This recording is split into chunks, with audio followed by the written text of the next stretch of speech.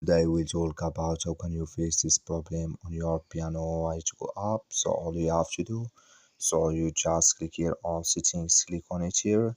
When you just click here on settings, so then it's going to take you to next step here. It's going to show for you like this here. So then you go down, just keep going down.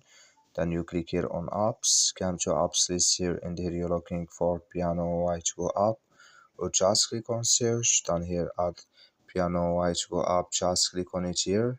So then it's going to take you to next step here. Just click here on for stop, then you click on OK.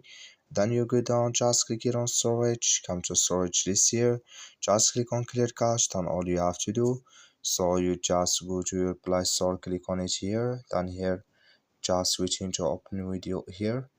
So then you search here in for piano music app. It's going to show for you like this.